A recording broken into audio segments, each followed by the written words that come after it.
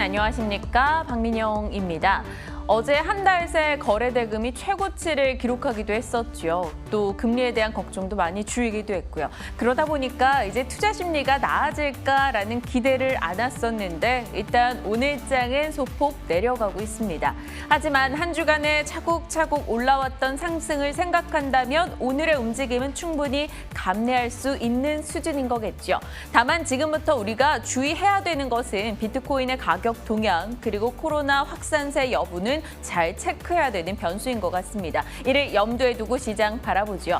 자, 박앵커의 퇴근 전 오늘은요. 시장 속 실적이나 지수 관련한 이야기들을 나눠보고자 합니다. 외국인의 매수가 계속 들어올 것이다라는 시각들이 많이 나오고 있는데요. 어떤 근거에선지 점검을 해볼 거고요. 만약 그렇다면 그들이 뭘 살 것인가에 대해서 초점 맞춰보도록 하겠습니다. 자, 지금 이 시각 시장 흐름은 어떻게 진행되고 있을지 그것부터 점검하시죠.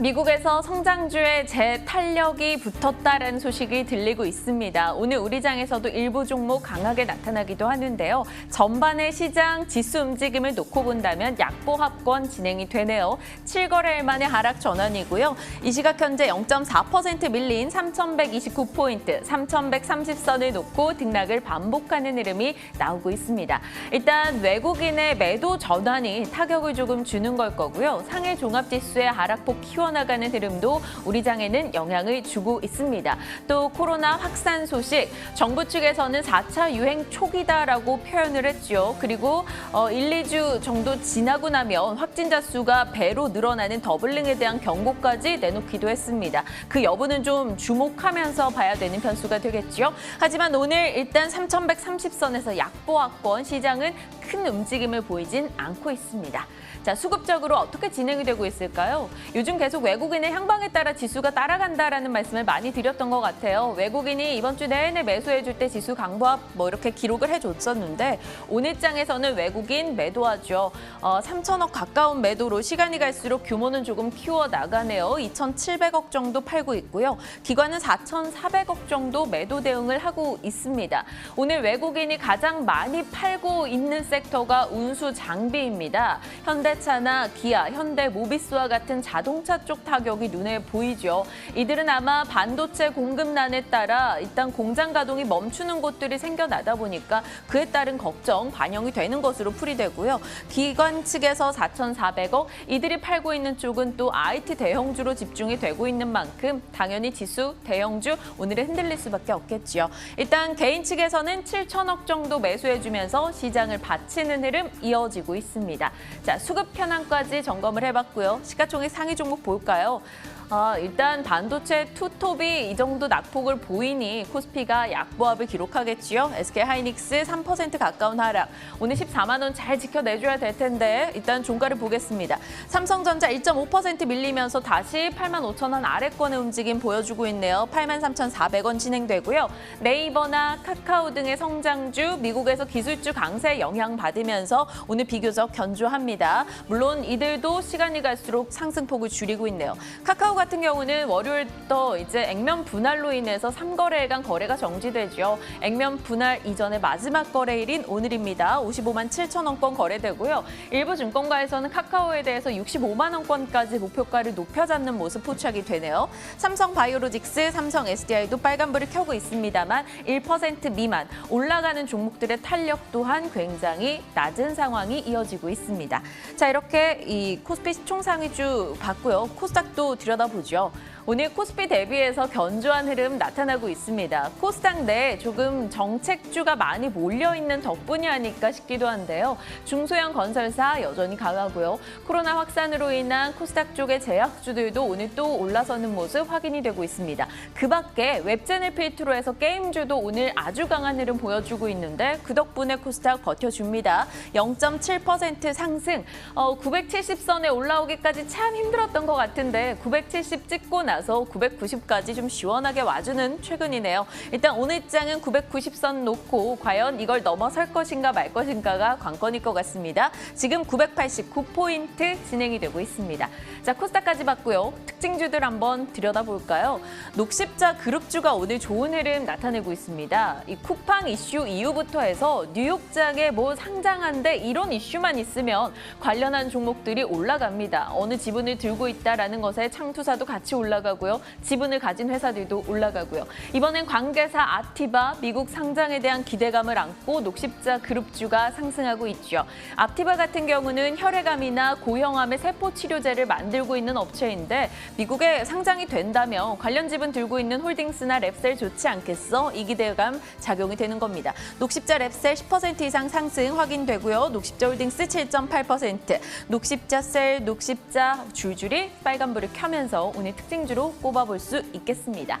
이어지는 종목도 볼까요? 이것 또한 자회사가 뉴욕장에 상장한다 뭐 이런 기대를 안고 있어서 오늘 장 움직임 보입니다.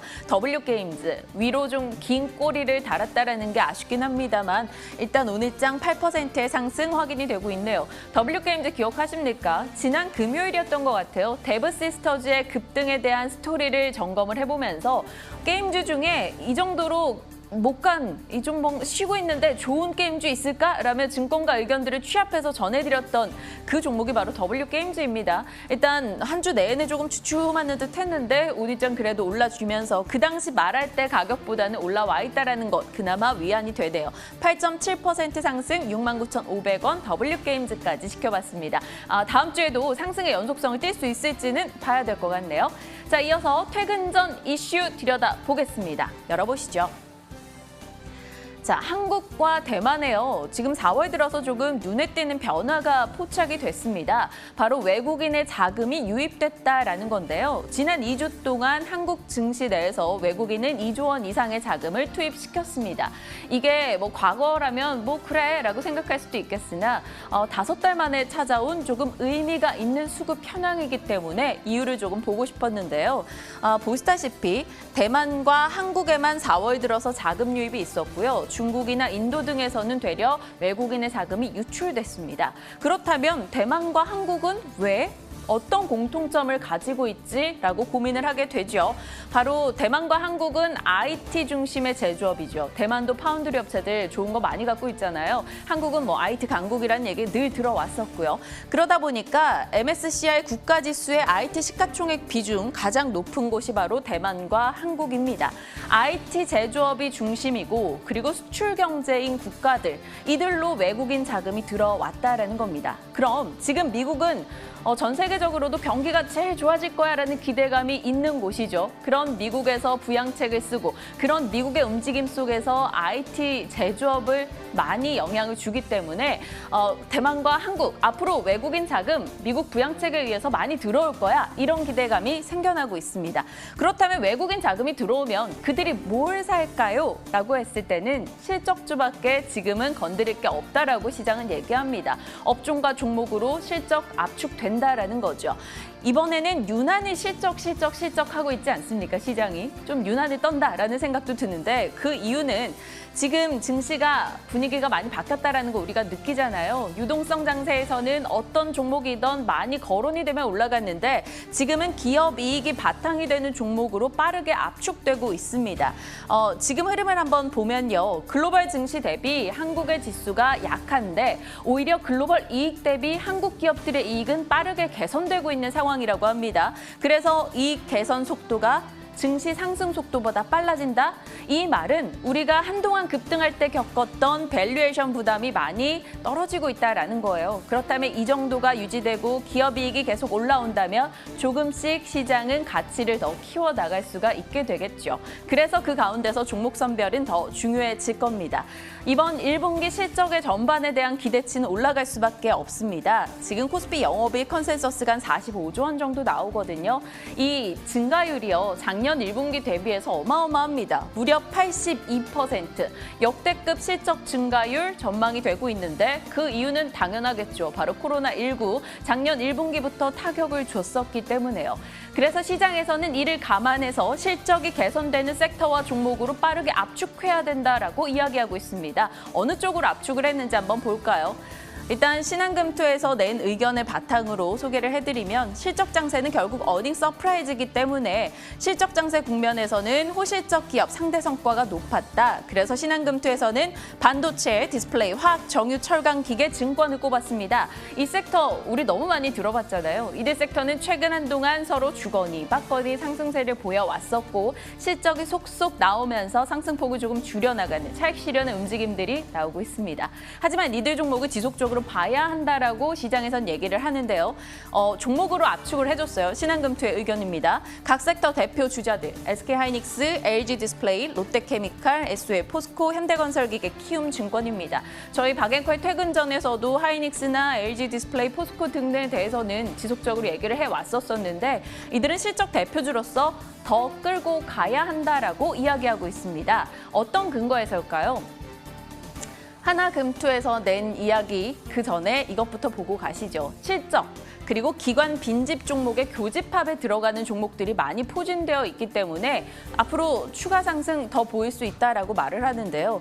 기관의 빈집 종목이라는 것은 순매도 강도가 강했던 종목이라는 겁니다. 많이 팔았기 때문에 이제 다시 채울 여지가 있는 왜? 실적이 좋기 때문에 그 교집합에 들어가는 종목 유한양행, HMM, SKC, 삼성전자, 풍산, 삼성전기, 현대, 로템 등등이 거론되고 있는데요. 이들 종목을 가지고 계신 분들이라면 실적 발표 났다고 해서 냉큼 이제 재료 소멸 팔자 이렇게 하지 말라고 말하고 있습니다. 그 이유를 보시면 하나금투의 의견 드디어 나왔습니다.